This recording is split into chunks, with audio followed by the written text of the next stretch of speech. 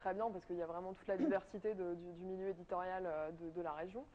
Mais il y avait quand même les grands qu'on connaît, IUC, Diwan, qui proposaient les stands en anglais, et puis les stands des plus institutionnels, l'Institut français qui proposait, qui était avec plusieurs libraires francophones, et là j'ai vu pas mal de monde, et le stand voisin du Goethe Institute qui proposait à la fois des livres en arabe et des livres en allemand. Donc il y avait cette diversité-là qui existe. Et c'est vrai que sur les stands, on voit beaucoup de jeunes gens.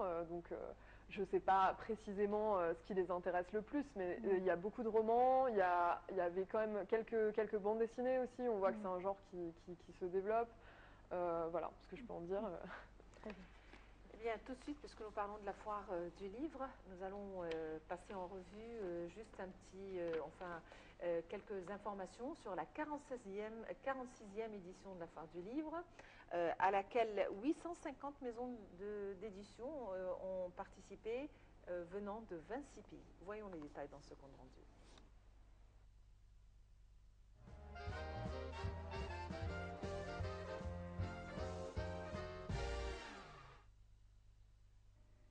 La 46e Foire internationale du livre du Caire se tient du 28 janvier au 12 février 2015 sous le slogan de culture et renouvellement y ont participé 850 éditeurs de 26 pays arabes, africains et étrangers. Il a été décidé que le royaume de l'Arabie saoudite serait l'hôte d'honneur de la foire de cette année.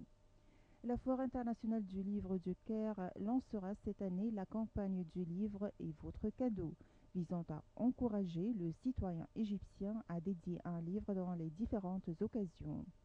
Pour la première fois cette année, il existe des applications sur les smartphones et l'Android qui assurent 3 services importants, à savoir un plan de la foire, une base de données comprenant les noms des auteurs et des livres, ainsi que des activités culturelles. L'une des nouvelles idées cette année est le mur d'Asbakeya du ministère de la Culture qui comprend les publications du ministère à des prix modestes.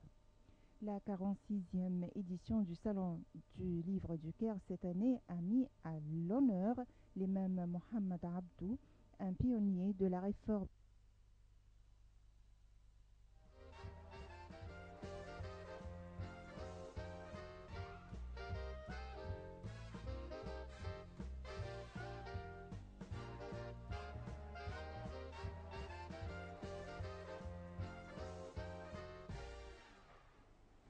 Alors là, on parle toujours culture, également on parle littérature. Et, Isabelle Maillot, je voudrais savoir, à travers la revue consacrée aux jeunes ou aux enfants, est-ce que ce sont les jeunes, les adultes, les adolescents ou les plus jeunes encore, les enfants? De quel âge? Eh ben, ce sont pour les lycéens également. Ouais. Les concours sont aussi adressés au public des lycées. Oui, alors les écrivains, je voudrais savoir, les jeunes écrivains, à quoi s'intéressent-ils? Qu'est-ce qu'ils ont présenté comme texte? Et selon vous, le niveau de leur texte, comment vous le trouvez? Ah, mais le niveau, justement, on oublie en vieillissant à quel point, quand on est adolescent, on est pétri d'émotions et à quel point on ressent les choses de façon profonde. Et les textes qui ont été publiés des concours littéraires avec les étudiants et aussi les lycées, il y avait pour moi cette surprise-là de se souvenir des émotions de cet âge-là. Et je me souviens alors malheureusement j'ai oublié les noms des jeunes gagnantes, mais je me souviens de 2 textes de toutes jeunes filles où c'était vraiment très émouvant. Donc il y a une vraie qualité linguistique parce que c'est écrit en anglais, ce qui est déjà, pour moi, ce qui est impressionnant parce qu'en France, on manie assez mal les langues étrangères. Mais en plus, il y avait vraiment cette qualité littéraire qui existe, quoi.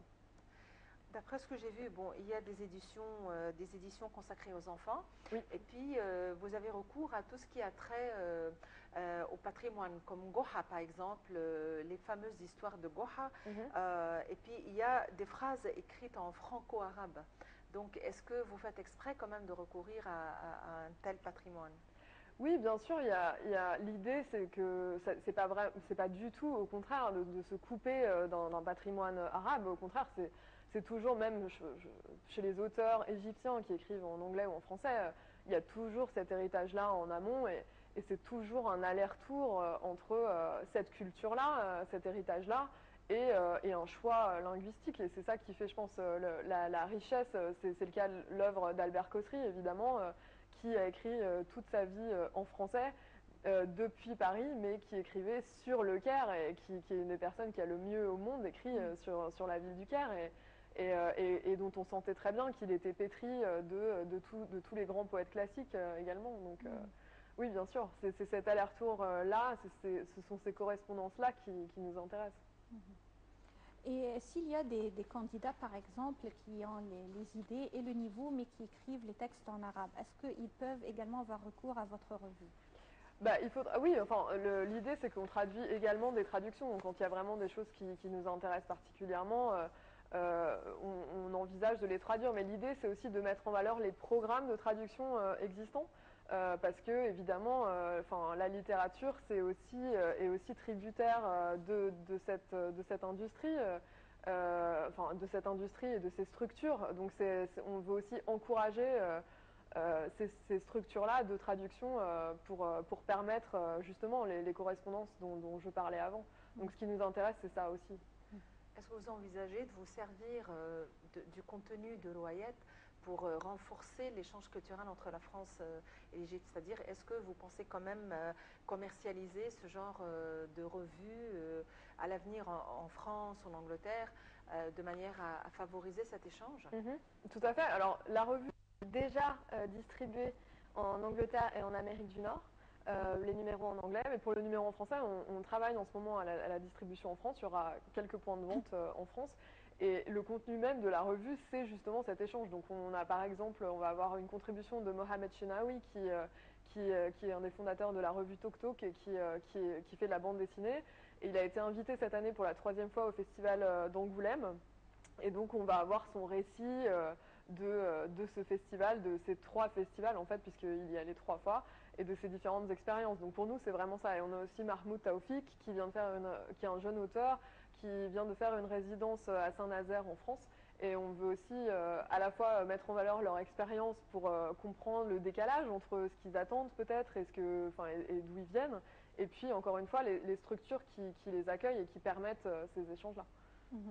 Très très bien. Puisqu'on parle côté commercial, est-ce que la revue est non seulement lise, est-ce qu'elle est achetée en Égypte? Oui, bien sûr. On a en fait la moitié de ce qu'on imprime est distribué en Égypte. Donc pour l'instant, c'est quelques milliers d'exemplaires. On espère que ça va croître dans l'année qui vient, parce que encore une fois, c'est une jeune revue. C'est une revue qui a 1 an. Voilà. Mais c'est déjà très bien. D'après ce que je sais des chiffres d'autres maisons d'édition, et surtout l'exercice de la revue littéraire est toujours un peu particulier. C'est pas un roman, ce sont forcément des extraits. Donc oui, on est très contents. Alors bon courage.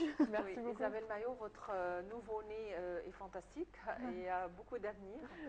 Il va contribuer évidemment à créer comme un pont d'échange et d'entente entre les différentes cultures, et espérons que les langues avec lesquelles vous allez publier vraiment augmenteront avec le temps. Merci. Donc Isabelle Maillot, vous travaillez dans le magazine Rouayette. Ça fait 3 ans que vous êtes en Égypte et ça fait 1 an que Rouayette est né.